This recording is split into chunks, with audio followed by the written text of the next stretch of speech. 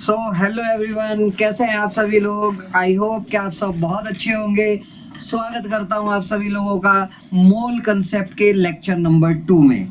Lecture number 1 आप लोगों ने बहुत ज़्यादा एंजॉय किया होगा। उम्मीद करता हूं लेक्चर नंबर 2 में उससे भी ज़्यादा मज़ा आने वाला है। लेक्चर नंबर 1 में हम लोगों ने मोल कंसेप्ट का जब इंट्रोडक्शन देखा था, सीखा था मोल का मतलब क्या है, जाना था कि मोल के अंदर मोल कंसेप्ट चैप्टर को पढ़ने के लिए हमें क्या चीज़ याद रखने की ज़रूरत है, और बताया था बेटा एलिमेंट्स का mass number is the backbone of this chapter. तो चलिए आइए आज हम अपने मोल कंसेप्ट की कहानी को आगे बढ़ाते हैं। आज हम लोग डिस्कस करने जा रहे हैं बेटा सबसे पहले मोल concept on fundamental particles of atom, means mole concept on electrons, protons and neutrons. अगर आपको मोल concept on electrons, protons and neutrons पढ़ना है तो बेटा सबसे पहली चीज़ जो है, सबसे पहली चीज़ जिसका हमें ध्यान रखना है वो सबसे पहली चीज़ है प्यारे बच्चों हमारा इलेक्ट्रॉन, प्रोटॉन और न्यूट्रॉन का चार्ज एंड मास हम लोगों को याद होना चाहिए। तो इलेक्ट्रॉन, प्रोटॉन और न्यूट्रॉन के चार्ज और मास की बात करते हैं। एक टेबल हम लोगों ने यहाँ पर बनाई हुई है, तो देखिएगा सबसे पहले ब्लॉक में मैंने लिखा बेटा फंडामेंटल पार्टिकल्स ऑफ एटम। सबसे पहले ब्लॉक में हम बात कर रहे हैं बेटा किसकी, फंडामेंटल पार्टिकल्स ऑफ एटम की। और सबसे पहला फंडामेंटल पार्टिकल आता है बेटा हमारा इलेक्ट्रॉन। क्या आता है? इलेक्ट्रॉन। इलेक्ट्रॉन का सिंबल क्या होता है? अब आप बोलोगे सर इलेक्ट्रॉन को तो हम ऐसे लिख देते हैं स्मॉल ई और ऊपर लगा देते हैं माइनस। तो बेटा लिखते समय तो ये ठीक है, हम शॉर्टकट में इलेक्ट्रॉन को ऐसे लिखते हैं, बट एक्चुअल में इलेक्ट्रॉन का सिंबल ये होता है। एक्चुअल में इलेक्ट्रॉन का सिंबल क्या होता है जो आपकी स्क्रीन पर दिया गया है, स्मॉल ई। लेफ्ट साइड में नीचे की तरफ लिखा जाता है बेटा -1 और ऊपर की तरफ लिखा जाता है 0। ये जो लेफ्ट साइड में नीचे -1 लिखा है ये किसको रिप्रेजेंट करता है प्यारे बच्चों? ये रिप्रेजेंट करता है बेटा, ये रिप्रेजेंट करता है बेटा चार्ज को। किसको रिप्रेजेंट करता है सर? चार्ज को रिप्रेजेंट करता है।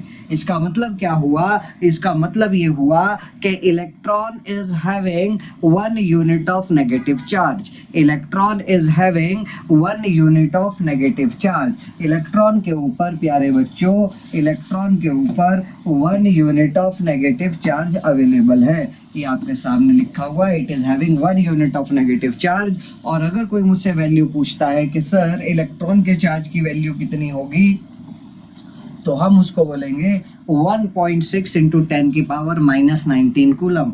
1.6 इंटू 10 की पावर -19 कूलम। नीचे भी कुछ वैल्यू लिखी हुई है बेटा, 4.8 इंटू 10 की power -10 ESU। What is the meaning of these both values?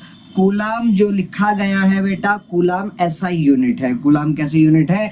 SI unit है, मतलब MKS यूनिट है। और ESU को बोला जाता है, it stands for electrostat unit. It stands for electrostat unit and this is the CGS unit of charge. तो mainly important तो बेटा हमारे लिए MKS यूनिट है। इलेक्ट्रॉन का चार्ज होता है 1.6 इंटू 10 की पावर -19 कूलम। इलेक्ट्रॉन का मास कितना है बेटा? तो ये जो ऊपर 0 लिखा है ये मास को रिप्रेजेंट कर रहा है। किसको रिप्रेजेंट कर रहा है बेटा? मास को रिप्रेजेंट कर रहा है। इसका मतलब ये नहीं कि इलेक्ट्रॉन का मास 0 है, इसका मतलब ये है कि इलेक्ट्रॉन का मास प्रोटॉन और न्यूट्रॉन के मास के सामने नेग्लिजिबल होता है, बहुत कम होता है, हम उसको नेग्लेक्ट कर देते हैं। जैसे कि हाथी के सामने एक चींटी का वजन ऑलमोस्ट नेग्लिजिबल होता है, हाथी के वजन के सामने चींटी के वजन को नेग्लेक्ट कर दिया जाता है। सिमिलरली प्रोटॉन और न्यूट्रॉन के वजन के सामने हम इलेक्ट्रॉन के वजन को नेग्लेक्ट कर देते हैं। तो it is having negligible mass, it is having negligible mass. और अगर कोई वैल्यू पूछने आ जाए मुझसे तो सर वैल्यू होती है 9.1 इंटू 10 की पावर -31 kg इन MKS यूनिट। और CGS यूनिट में बात करें तो बेटा 0.00055 AMU। क्लियर बात मेरी अच्छे से? मेनली इंपॉर्टेंट तो बेटा मेरे लिए MKS यूनिट है। कौन सी यूनिट इंपॉर्टेंट है बेटा मेरे लिए? MKS यूनिट मेरे लिए इंपॉर्टेंट है। अगली चीज की तरफ बढ़ते हैं। नेक्स्ट फंडामेंटल पार्टिकल क्या आता है प्यारे बच्चों? नेक्स्ट फंडामेंटल पार्टिकल आता है हमारा प्रोटॉन। क्या आता है? Proton. What is the symbol of proton? The symbol of proton is 1H1 और 1P1। 1H1 और 1P1। 1H1 क्यों बोल रहे हैं? बिकॉज जब आगे चल करके मैं आप लोगों को एटॉमिक स्ट्रक्चर चैप्टर पढ़ाऊंगा, उसके अंदर बताऊंगा कि इलेक्ट्रॉन, प्रोटॉन और न्यूट्रॉन की डिस्कवरी कैसे हुई, और वहां पर हम देखेंगे कि हाइड्रोजन गैस से मिलने वाला positively charge particle, hydrogen gas से ऑब्टेन होने वाला पॉजिटिवली चार्ज पार्टिकल, उसको ही प्रोटॉन बोला जाता है। उसको ही क्या बोला जाता है प्यारे बच्चों? प्रोटॉन बोला जाता है। तो इसीलिए या तो 1P1 लिखिए प्रोटॉन का सिंबल, या फिर 1H1 लिखिए। अब आप देख सकते हो नीचे भी 1 आ रहा है, ऊपर भी 1 आ रहा है। It means it is having 1 unit of positive charge. It is having 1 unit of positive charge. और अगर कोई वैल्यू पूछने आ जाए मुझसे तो भैया जी वैल्यू होती है सेम, जितना इलेक्ट्रॉन के ऊपर चार्ज है उतना ही प्रोटॉन के ऊपर भी चार्ज है, बट इलेक्ट्रॉन पर चार्ज नेगेटिव में है और प्रोटॉन पर चार्ज पॉजिटिव में है। अगर ऐसा है सर कि इलेक्ट्रॉन पर चार्ज नेगेटिव में है और प्रोटॉन पर चार्ज पॉजिटिव में है, तो मुझे बताइए बेटा किसका चार्ज ज़्यादा हुआ और किसका चार्ज कम हुआ? तो आप कहेंगे सर इलेक्ट्रॉन का चार्ज नेगेटिव में है, प्रोटॉन का चार्ज पॉजिटिव में है, और हम बचपन से पढ़ते आ रहे हैं नेगेटिव वाली वैल्यू हमेशा पॉजिटिव वैल्यू से छोटी होती है, तो इलेक्ट्रॉन का चार्ज कम होगा और प्रोटॉन का चार्ज ज़्यादा होगा। बताइए मैं सही बोल रहा हूँ या गलत बोल रहा हूँ? बोलो। क्या अगर भाई इलेक्ट्रॉन का चार्ज नेगेटिव में है, प्रोटॉन का पॉजिटिव में है, इसका मतलब तो इलेक्ट्रॉन का चार्ज कम है और प्रोटॉन का चार्ज ज्यादा है। आप कहेंगे नहीं सर, इलेक्ट्रॉन और प्रोटॉन दोनों का चार्ज बराबर है। ये तो चार्ज का नेचर होता है, that charge is of 2 types. ये तो चार्ज का नेचर है कि चार्ज 2 तरीके का है, पॉजिटिव एंड नेगेटिव। अगर हमें कंपेयर करना है इलेक्ट्रॉन और प्रोटॉन के चार्ज में, तो बेटा हम हमेशा उनका मैग्नीट्यूड कंपेयर करते हैं, चार्ज से हमें कोई लेना देना नहीं है। हम बोलेंगे पॉजिटिव और नेगेटिव होना तो चार्ज का नेचर है, न्यूमेरिकली इलेक्ट्रॉन और प्रोटॉन दोनों का चार्ज बराबर है। अगर ऐसा हो जाता कि इलेक्ट्रॉन का चार्ज कम होता और प्रोटॉन का चार्ज ज़्यादा होता, फिर तो प्यारे बच्चों मेरा एटम कभी भी इलेक्ट्रिकली न्यूट्रल ना हो पाता।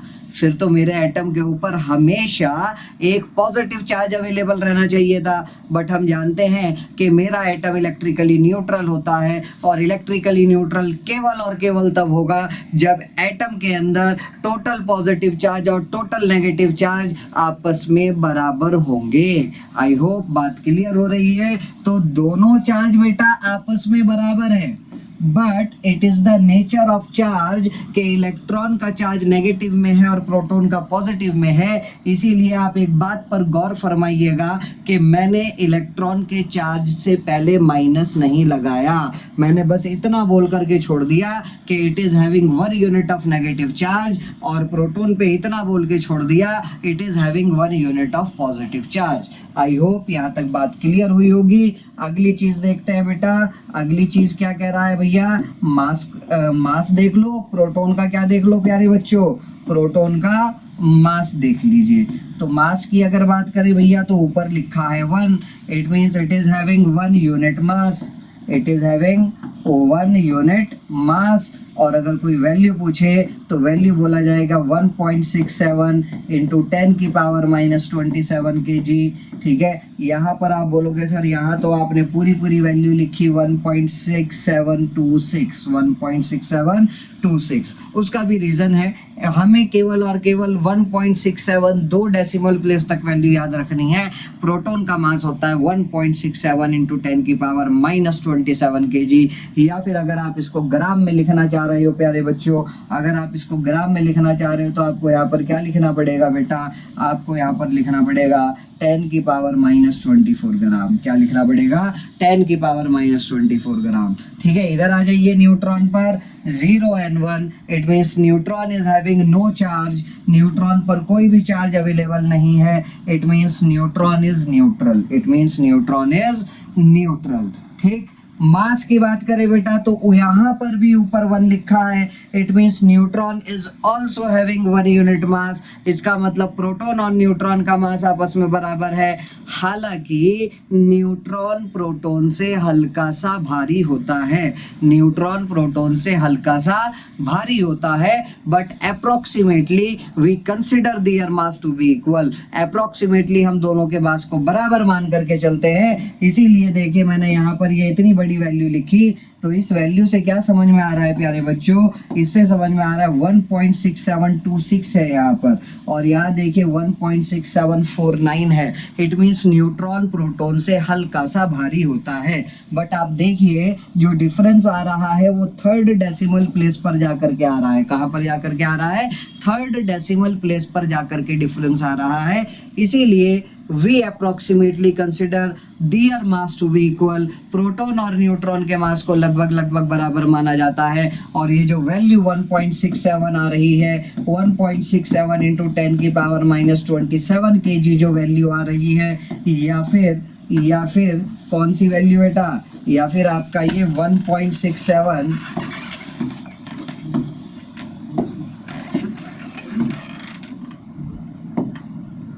1.67 अगर मैं आपसे बोलूं बेटा इसको ग्राम में लिखो, किसमें लिखो प्यारे बच्चों?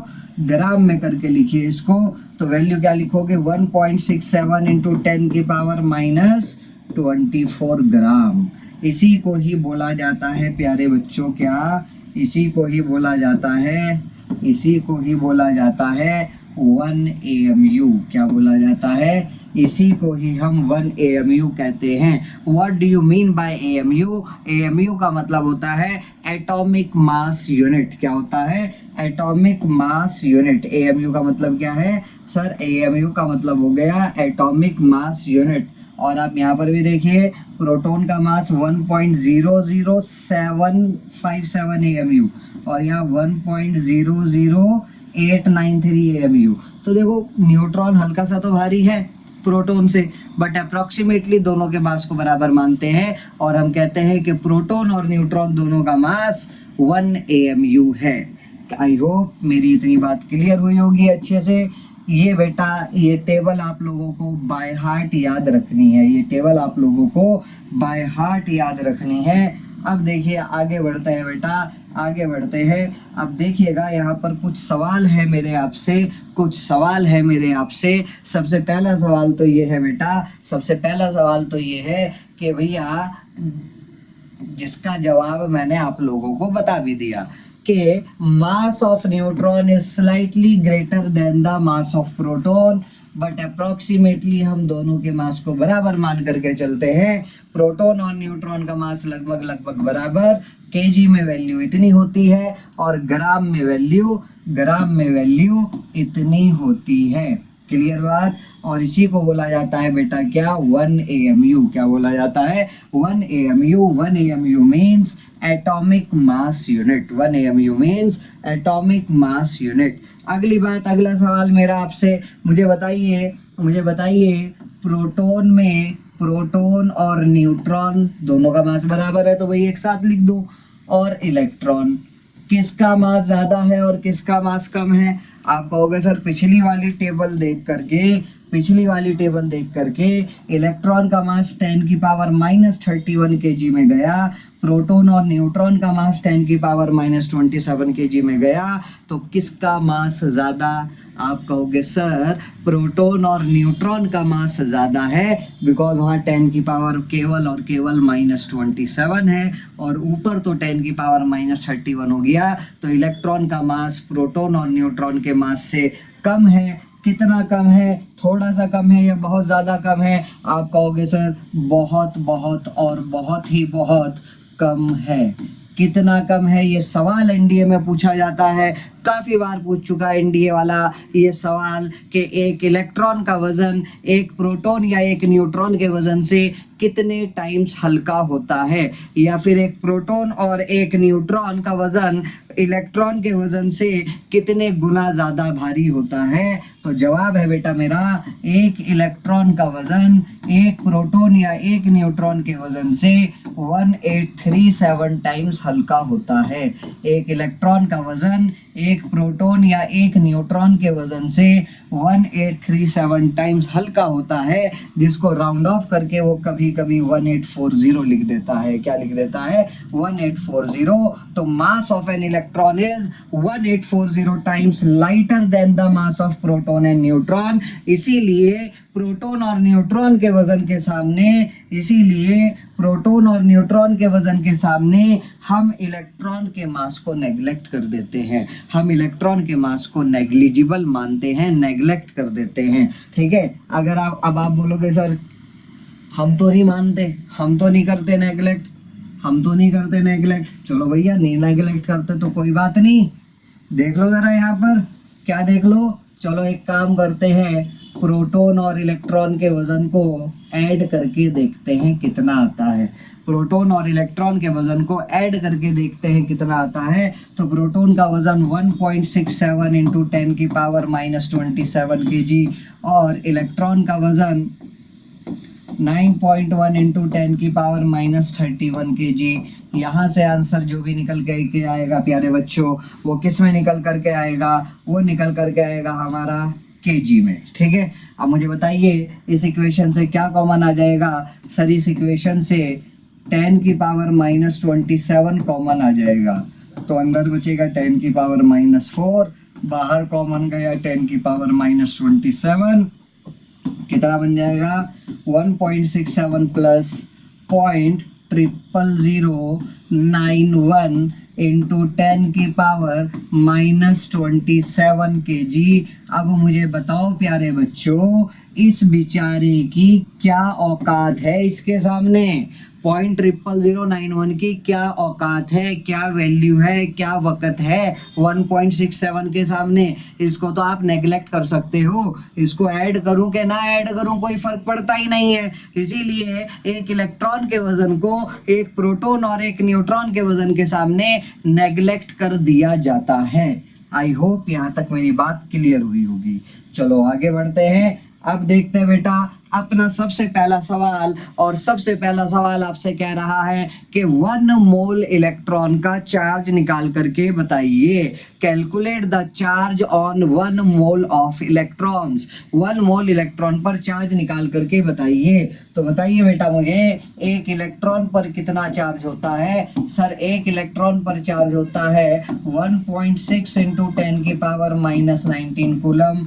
एक इलेक्ट्रॉन पर चार्ज होता है 1.6 इंटू 10 की पावर -19 कूलम। तो अगर मैं 2 इलेक्ट्रॉन का चार्ज निकालना चाहूं तो क्या करना पड़ेगा? तो सर इसकी 2 से मल्टीप्लाई कर दीजिए। अगर मैं कह रहा हूं 5 इलेक्ट्रॉन का चार्ज निकाल के बताओ तो 5 से मल्टीप्लाई कर दो। अगर 500 इलेक्ट्रॉन का चार्ज निकलवा रहा हूं तो बेटा 500 से मल्टीप्लाई कर दो। और मैं कितने इलेक्ट्रॉन का चार्ज निकलवा रहा हूं? सर आप 1 मोल इलेक्ट्रॉन का चार्ज निकलवा रहे हैं। क्या मतलब है 1 मोल इलेक्ट्रॉन का? 1 मोल इलेक्ट्रॉन का मतलब है बेटा 6.023 इंटू 10 की पावर 23 इलेक्ट्रॉन्स। तो अगर मुझे 6.023 इंटू 10 की पावर 23 इलेक्ट्रॉन पर चार्ज निकालना है तो इसकी मल्टीप्लाई कर दो 6.023 इंटू 10 की पावर 23 से।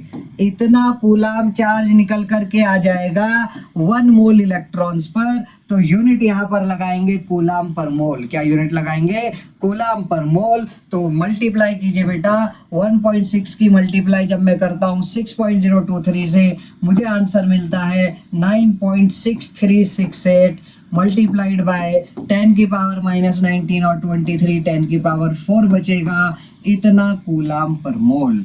अब देखिएगा बेटा, अगर मैं इसको राउंड ऑफ करना चाह रहा हूं तो आप बोलोगे, आप क्या बोलोगे सर? आप बोलोगे कि ये 6 है, 6 5 से बड़ा है, तो पिछले वाले में 1 ऐड हो जाएगा। तो इसको लिखिए 9.64। क्या लिखिएगा इसको? 9.64 इंटू 10 की पावर 4 कूलाम पर मोल। बट यहाँ पर मेरी बदमाशी देखिएगा, मेरी बेईमानी देखिएगा। क्या बेईमानी? लिखना तो चाहिए 9.64, बट मैं इसको लिखता हूँ क्या लिखता हूँ सर? मैं इसको लिखता हूँ 9.65। क्या लिखता हूँ बेटा?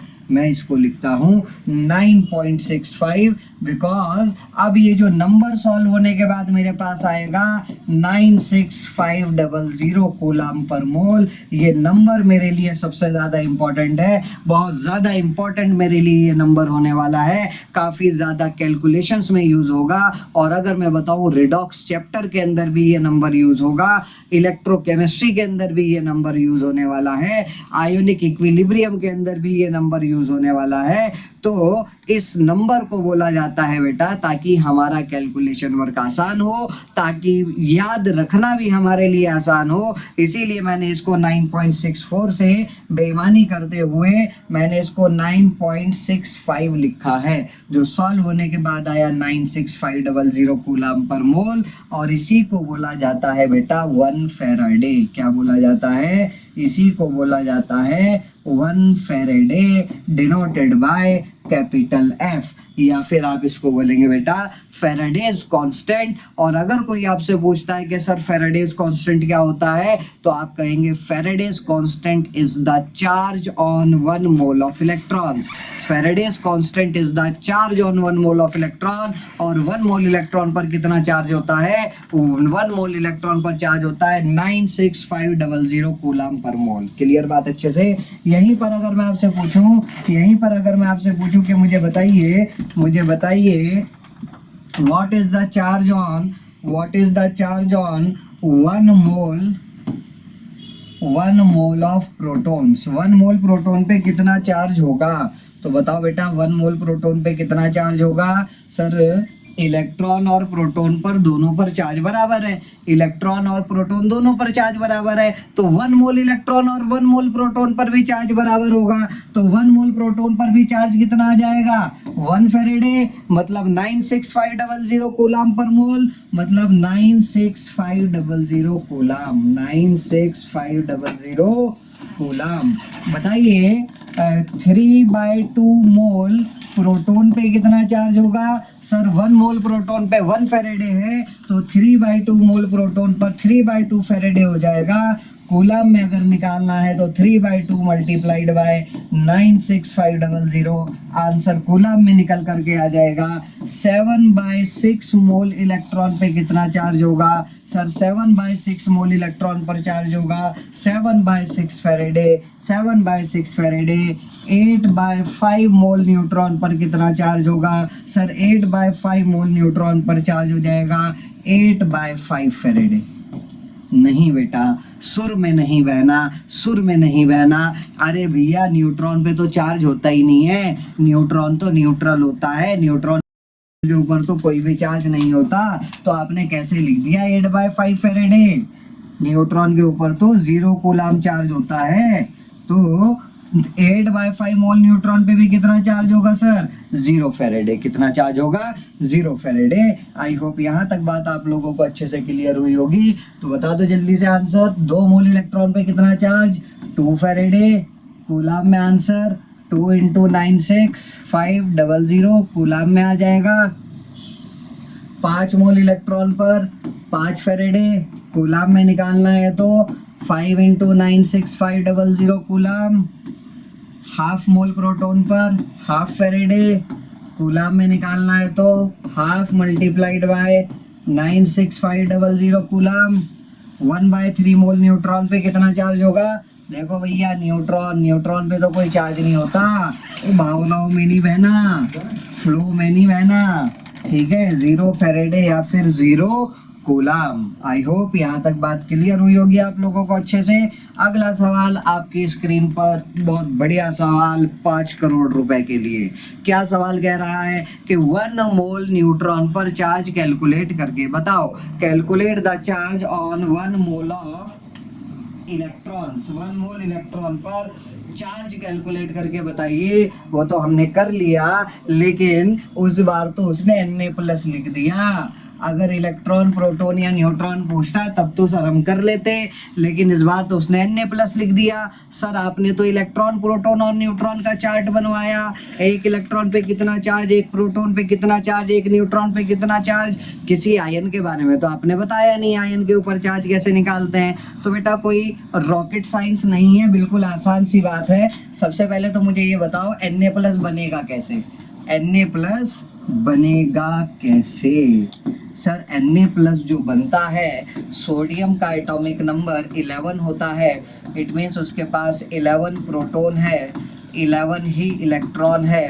अगर इलेक्ट्रॉन 11 है तो कन्फिग्रेशन 281 हो जाएगी, कन्फिग्रेशन 281 हो जाएगी। और बेटा मैं बता चुका आप लोगों को, इस दुनिया में हर कोई स्टेबल रहना चाहता है, एटम भी स्टेबल रहना चाहते हैं। एटम स्टेबल होने के लिए ड्यूप्लेट या फिर ऑक्टेट पूरा करते हैं। तो ये ऑक्टेट पूरा करने के लिए क्या करेगा? सर ये ऑक्टेट पूरा करने के लिए एक इलेक्ट्रॉन लूज कर देगा और Na+ बनाएगा। क्या बनाएगा? Na+ बनाएगा। अब इसका ऑक्टेट कंप्लीट हो चुका है। ये अपनी नजदीकी नोबल गैस नियॉन की तरह बन गया। लेकिन जब सोडियम में से एक इलेक्ट्रॉन बाहर निकला तो प्रोटॉन कितने बचे? सर प्रोटॉन तो अभी भी 11 रहेंगे, क्योंकि इसने इलेक्ट्रॉन ही तो लूज करा, प्रोटॉन थोड़ी लूज करा। प्रोटॉन पहले भी 11 थे, अभी भी 11 रहेंगे।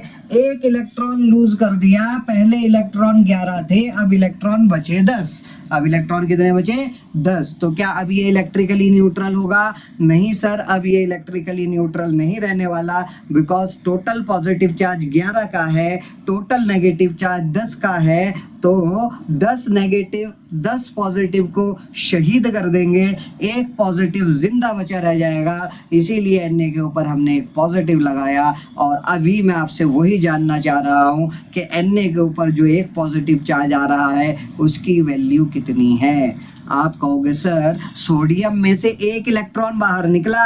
अब अगर सोडियम में से एक इलेक्ट्रॉन बाहर निकला तो वो अपने साथ कितना चार्ज लेकर के गया होगा? सर वो अपने साथ 1 यूनिट ऑफ नेगेटिव चार्ज लेकर के गया होगा। कितना चार्ज लेकर के गया होगा? 1 यूनिट ऑफ नेगेटिव चार्ज लेकर के गया होगा। तो सोडियम पर 1 unit of positive charge develop हो जाएगा। समझ आ रही है बात? जब तक इलेक्ट्रॉन मेरे पास था मैं न्यूट्रल था, इलेक्ट्रॉन मेरे अंदर से 1 यूनिट ऑफ नेगेटिव चार्ज लेके बाहर चला गया तो मेरे ऊपर अब डेवलप हो जाएगा 1 यूनिट ऑफ पॉजिटिव चार्ज। इसका मतलब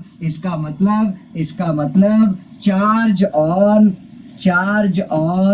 1 Na+ ion, 1 Na+ ion will be equal to charge on 1 electron, charge on 1 electron. Clear हो गई बात अच्छे से? लेकिन सवाल में ये तो नहीं पूछा कि एक Na+ पे चार्ज निकालो, सवाल तो पूछ रहा है कि 1 मोल Na+ पे चार्ज निकालो। मतलब 6.023 इंटू 10 की पावर 23 Na+ पर चार्ज निकालो। तो क्या करें सर, क्या करें? कुछ मुश्किल काम है क्या? नहीं सर, कुछ भी मुश्किल काम नहीं है। तो एक काम कर लो भाई, अगर मैं एक एटम ले रहा था सोडियम का, एक एटम से एक इलेक्ट्रॉन बाहर निकल रहा था और एक Na+ आयन बन रहा था। इस बार मुझे कितने Na+ आयन बनाने हैं? 1 मोल Na+ आयन बनाने हैं। तो 1 मोल सोडियम एटम लेकर के चल लो। 1 मोल सोडियम से भाई, एक सोडियम से एक इलेक्ट्रॉन बाहर निकला तो 1 मोल सोडियम से 1 मोल इलेक्ट्रॉन बाहर निकलेंगे। क्या मतलब है सर आपके कहने का? एक सोडियम से एक इलेक्ट्रॉन बाहर निकला तो 6.023 इंटू 10 की पावर 23 सोडियम से 6.023 इंटू 10 की पावर 23 इलेक्ट्रॉन बाहर निकलेंगे। तब जाकर के 6.023 इंटू 10 की पावर 23 Na+ आयन बनेगा। तो हम बोलेंगे charge on 1 mole Na+ ion, charge on 1 mole Na+ ion will be equal to charge on 1 mole of electrons। 1 mole Na+ ion पे कितना चार्ज होगा? जितना चार्ज 1 मोल इलेक्ट्रॉन पर होगा। और 1 मोल इलेक्ट्रॉन पर कितना चार्ज होता है? अरे अभी तो बताया, 1 फैरेडे। क्या बताया? 1 फैरेडे। क्लियर हो गई बात अच्छे से? ठीक है। अब अगर क्लियर हो गई तो ये बता दो 1 मोल Mg2+ पे कितना चार्ज होगा? एक मैग्नीशियम से कितने इलेक्ट्रॉन बाहर निकलेंगे? एक मैग्नीशियम से 2 इलेक्ट्रॉन बाहर निकलेंगे। तब जाकर के mg पर 2 प्लस चार्ज आएगा, तब जाकर के mg पर 2 प्लस चार्ज आएगा। तो mg पर जो चार्ज डेवलप हुआ वो किसके बराबर होगा? एक mg2 प्लस पे जो चार्ज आएगा बेटा, it will be equal to the charge on 2 electron. एक मैग्नीशियम से 2 इलेक्ट्रॉन बाहर निकले तो एक mg2 प्लस पे कितना चार्ज होगा? जितना चार्ज 2 इलेक्ट्रॉन पर होगा। लेकिन हमें तो 1 मोल mg2 प्लस बनाना है, तो हमें तो 1 मोल mg2 प्लस बनाना है। तो सर 1 मोल मैग्नीशियम ले लो, एक मैग्नीशियम से 2 इलेक्ट्रॉन बाहर निकले तो 1 मोल मैग्नीशियम से 2 मोल इलेक्ट्रॉन बाहर निकल जाएंगे। बोलो निकल जाएंगे कि नहीं निकल जाएंगे? अरे देख लो, लिख के दिखा देता हूँ। एक मैग्नीशियम ने कितने इलेक्ट्रॉन निकाले? एक मैग्नीशियम ने 2 इलेक्ट्रॉन बाहर निकाले, तब एक mg2 प्लस बना। तो 1 मोल मैग्नीशियम 2 मोल इलेक्ट्रॉन को लात मार के बाहर निकालेगा, तब जाकर के 1 मोल mg2 प्लस बनेगा। तो 1 मोल mg2 प्लस पे कितना चार्ज होगा? जितना चार्ज 2 मोल इलेक्ट्रॉन पर होगा। और 2 मोल इलेक्ट्रॉन पे कितना चार्ज भैया जी? 2 फेरेडे। क्लियर हो गई बात अच्छे से? इसका मतलब सर ये तो बहुत बढ़िया चीज हो गई। क्या बढ़िया चीज हो गई? आयन के ऊपर जितना भी चार्ज आ रहा है, चाहे पॉजिटिव में हो चाहे नेगेटिव में हो, आयन के ऊपर जितना भी चार्ज आ रहा है, अगर मैं उस आयन का 1 मोल ले लेता हूं तो उस 1 मोल आयन पर उतना ही चार्ज होगा। क्या कहना चाह रहे हो सर? क्या कहना चाह रहे हो? अरे ये कहना चाह रहा हूं, ये कहना चाह रहा हूं। देखो जरा, 0.2 मोल mg2 प्लस। उससे पहले जरा मुझे एक बात बता दो, 1 मोल Al3 प्लस पे कितना चार्ज होगा? 1 मोल Al3 प्लस पे कितना चार्ज होगा? सिंपली बात 3 फेरेडे। जितना चार्ज आ रहा है एल्यूमिनियम के ऊपर, उसके 1 मोल में उतने ही फेरेडे चार्ज होंगे। ठीक है, अब अगला बता दो, 0.2 मोल mg2 प्लस पे कितना चार्ज होगा? सर 0.2 मोल mg2 प्लस पे कितना चार्ज होगा? तो अगर मैं 1 मोल लेता तो 2 फेरेडे चार्ज होता, 0.2 मोल लिया तो 0.2 into 2, the answer comes out to be 0.4 faraday. ठीक, इसका मतलब जितने भी मोल्स दिए गए हैं उसकी मल्टीप्लाई बस चार्ज से कर दो। किससे कर दो? चार्ज से कर दो। तो यहाँ पर 1.5 इंटू 3, आंसर कितना आ जाएगा?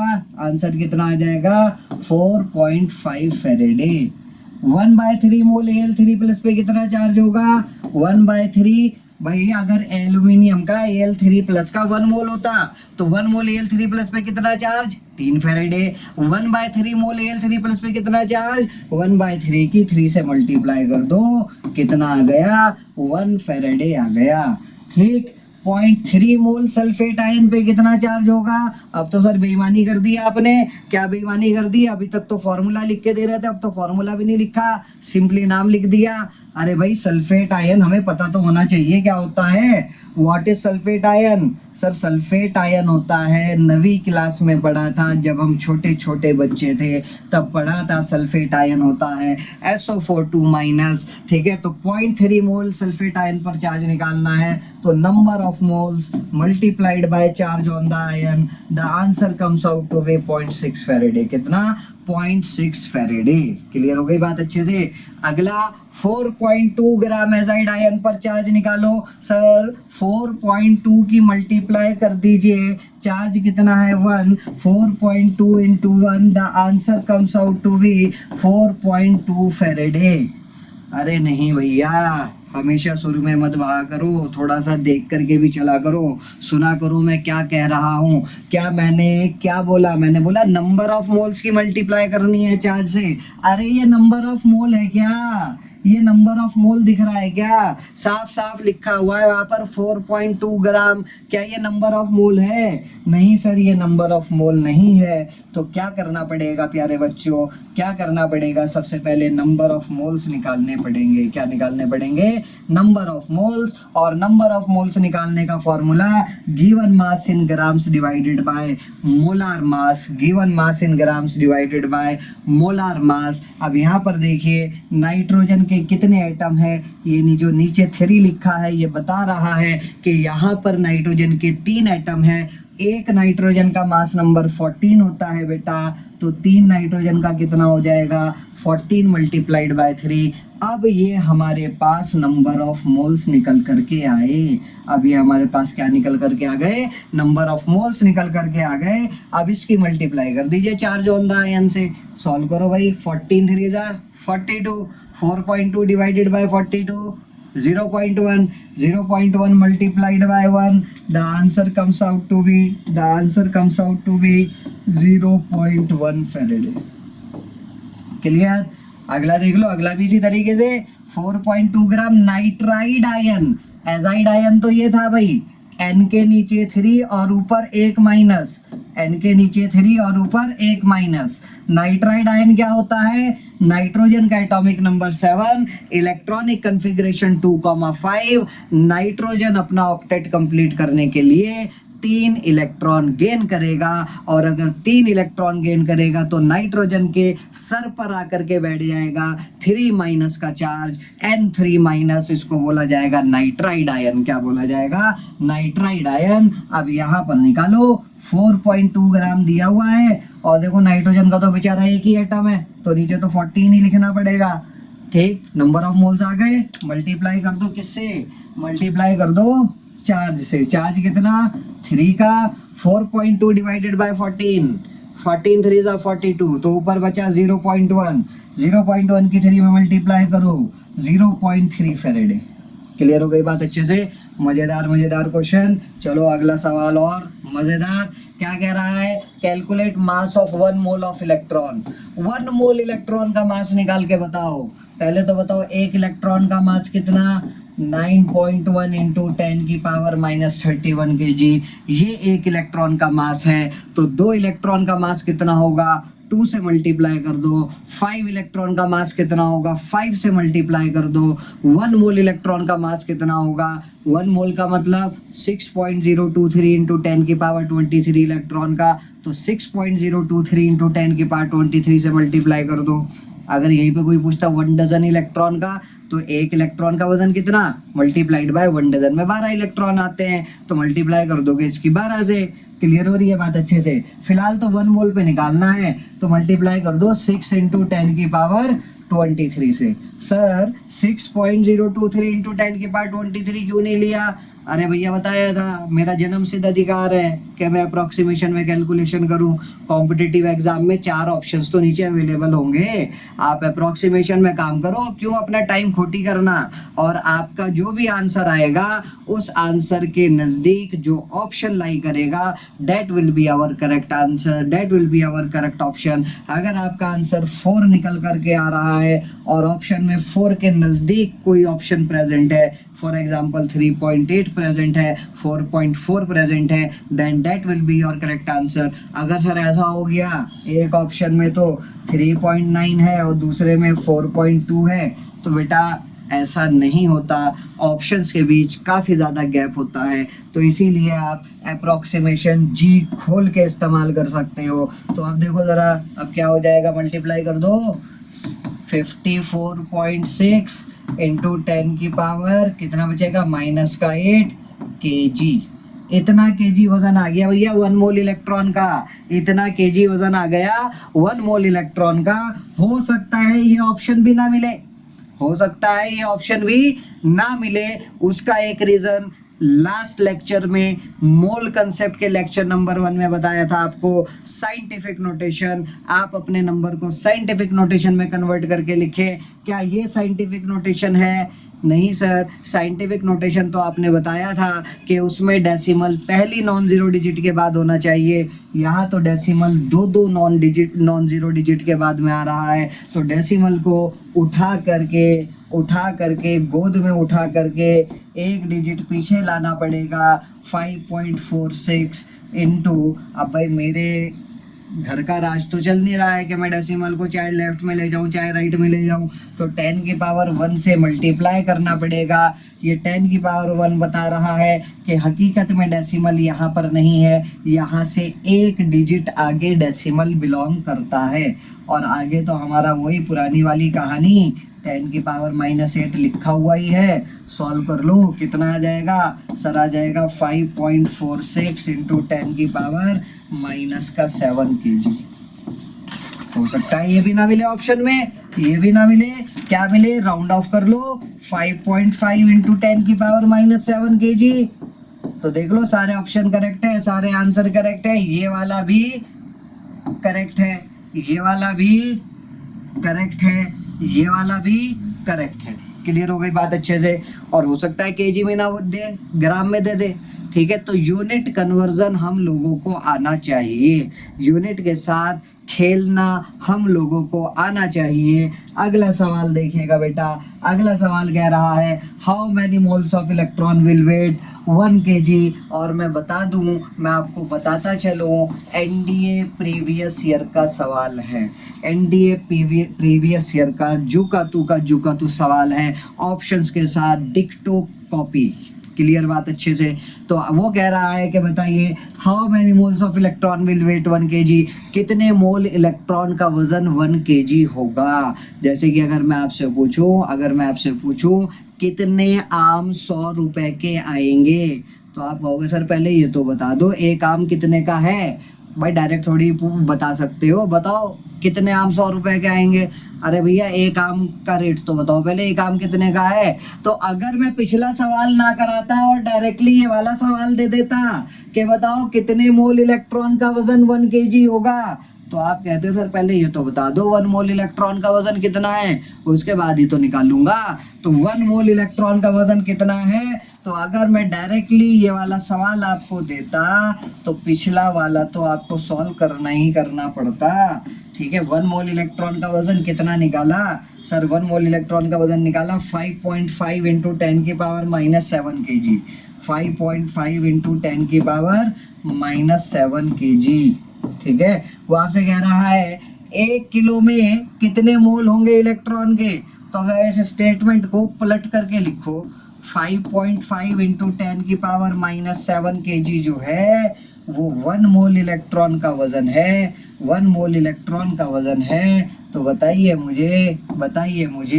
क्या बताइए 1 kg में कितने मोल इलेक्ट्रॉन होंगे। तो 1/5.5 इंटू 10 की पावर -7 kg, ठीक है, इतना मोल इलेक्ट्रॉन आ जाएगा। अगर आप नॉर्मल बच्चे हैं, अगर आप डीएमए के साथ नहीं जुड़े हुए हैं, तो बेटा बैठो सॉल्व करो, टाइम खोटी करो, इतनी खतरनाक कैलकुलेशन 1 को डिवाइड करो 5.5 से, मतलब 10/5.5। चलो फिर भी ये तो आसान है। लेकिन अगर आप डीएमए के साथ जुड़े हुए हो और अगर आप आसिफ सर का लेक्चर देख रहे हो तो आप स्मार्ट बच्चों की तरह काम करोगे। क्या काम करोगे सर, 5.5 को भी रफली 5 मान लीजिए, 5.5 को क्या मान लीजिए, 5 मान लीजिए। 1/5 सॉल्व करेंगे तो बेटा आएगा 0.2, 10 की पावर -7 घूम करके ऊपर जाएगा तो 0.2 इंटू 10 की पावर 7, इतना मोल इलेक्ट्रॉन्स। तो कितना आ गया 2 इंटू 10 की पावर 6 मोल इलेक्ट्रॉन्स। देखो डायरेक्टली आंसर आ चुका है हमारे पास। और अगर आप 1/5.5 लिखना चाह रहे हो या फिर अगर आप ये लिखना चाह रहे हो 1/5.46 तो भी करके देख लो, कोई दिक्कत वाली बात नहीं है, तो भी करके देख लो। तो आंसर कितना आता सर, तो आंसर आता आपका 1.98 इंटू 10 की पावर 6। और 1.98 में और 2 में बताइए मुझे क्या कोई खास अंतर है, क्या कोई खास डिफरेंस है। नहीं सर कोई खास डिफरेंस नहीं है। फ़र्क सिर्फ इतना हुआ जो डीएमए से नहीं पड़ेगा वो एक सवाल को सॉल्व करने में 5 से 6 मिनट लगाएगा और जो डीएमए से पढ़ा होगा वो एक सवाल को 30 सेकंड के अंदर सॉल्व कर देगा। क्लियर बात सर। जो आंसर आपने बताया वो आंसर तो ऑप्शन में नहीं है। तो ज़रा बाज जैसी निगाहों से देखो, क्या देखो बाज जैसी निगाहों से। उसने यहाँ पर मैंने अभी पीछे क्या किया देखो ध्यान से, calculate mass of 1 mole of electron. 1 mole electron का मास निकाला। भाई ये जो वैल्यू आ रही है 54.6 या फिर मैं बोलूँ 5.46, ये किसको सॉल्व करके आया सर, इसको सॉल्व करके आया। 9.1 इंटू 10 की पावर -31 इंटू 6 इंटू 10 की पावर 23, ठीक। 9.1 इंटू 10 की पावर -31 इंटू 6 इंटू 10 की पावर 23। इसको सॉल्व करके ही तो आया ये, इसको सॉल्व करके ही तो आया। तो आप बोलोगे इतना केजी वजन 1 मोल इलेक्ट्रॉन का है, इतना केजी वजन 1 मोल इलेक्ट्रॉन का है, तो 1 केजी वजन कितने मोल इलेक्ट्रॉन का होगा? 1 केजी वजन कितने मोल इलेक्ट्रॉन का होगा? तो इसको लात मार के उसके नीचे लेके जाओ ना, इसको लात मार के इसके नीचे लाओगे तो क्या ये आ जाएगा 1 डिवाइडेड बाय 9.108 इंटू 6.023 इंटू 10 की पावर 23। हाँ सर ये आएगा। फिर ये 10 की पावर 8 कहाँ से आ गया सर? इसको सॉल्व करो। 10 की पावर -31 और 23, 10 की पावर -8 को घुमा के ऊपर लेकर के जाओ 10 की पावर +8, तो कौन सा ऑप्शन करेक्ट आ गया? डी ऑप्शन करेक्ट आ गया। कौन सा ऑप्शन करेक्ट आ गया? डी ऑप्शन करेक्ट आ गया। क्लियर हो गई बात अच्छे से? एक लास्ट सवाल और देख लीजिए। लास्ट सवाल वो आपसे कह रहा है how many moles of proton will weigh 200 gram? कितने मोल प्रोटोन का वजन 200 ग्राम होगा? कितने मोल प्रोटोन का वजन 200 ग्राम होगा? वही बात हो गई, कितनी किताबें 200 रुपए की आएंगी? कितनी किताबें 200 रुपए की आएंगी? अरे ये तो बताओ एक किताब कितने की है? एक किताब कितने की है? डायरेक्ट पूछ रहे हो कितने मोल प्रोटोन का वजन 200 ग्राम होगा? अरे भाई सबसे पहले 1 मोल प्रोटोन का वजन तो निकाल लो। मास ऑफ 1 मोल प्रोटॉन्स कैसे निकालोगे? एक प्रोटॉन का वजन 1.67 इंटू 10 की पावर -27 केजी मल्टीप्लाइड बाय एक मोल में कितने प्रोटॉन? 6.023 इंटू 10 की पावर 23 प्रोटॉन। क्लियर बात? तो इतना वजन आ जाएगा एक मोल प्रोटॉन का। अब फिर से स्मार्ट बच्चे वाली बात, फिर से डीएमए के स्टूडेंट वाली बात। क्या बात? 1.67 को मैं लिखूंगा 10/6 to make my calculation work easier. 10/6 को सॉल्व कीजिए 1.66 ही आता है, तो मैंने इसको लिखा 10/6। और यहाँ पर बताइए मुझे 10 की पावर -27 और 10 की पावर 23 कितना आ जाएगा बेटा? 10 की पावर -4 और उसके बाद 6.023 को भी मैंने लिख दिया 6। और यहाँ से आंसर कितना आएगा प्यारे बच्चों? किस में निकल के आएगा बेटा? केजी में निकल करके आएगा। तो अब देखिए 6 ने 6 को मार दिया। 10 की पावर -4 इंटू 10 की पावर 1, 10 की पावर -3 केजी मतलब 1 ग्राम। मतलब 1 मोल प्रोटॉन का वजन 1 ग्राम है। इट मींस 1 ग्राम में प्रोटॉन का 1 मोल है, तो 200 ग्राम में प्रोटॉन का कितना मोल होगा? 200 ग्राम में प्रोटॉन का होगा प्यारे बच्चों 200 मोल। तो आई होप मेरी ये बात क्लियर हुई होगी आप लोगों को। और अगर आप डीएमए के साथ पढ़ रहे हैं, अगर आप मेरे साथ पढ़ रहे हैं, तो मैं आपके कैलकुलेशन वर्क को बहुत ज़्यादा आसान बनाने वाला हूँ। कैलकुलेशन वर्क चुटकियों में करना सिखा दूंगा आप लोगों को, जिस तरीके से अभी अभी हमने शॉर्टकट ट्रिक्स यूज़ करी है। आई होप आप लोगों को ये लेक्चर पसंद आया होगा। You have enjoyed today session. मिलते हैं आप लोगों से बहुत जल्द अगली क्लास में एक नई एनर्जी के साथ। तब तक के लिए हंसते रहिए, मुस्कुराते रहिए, पढ़ते रहिए। जय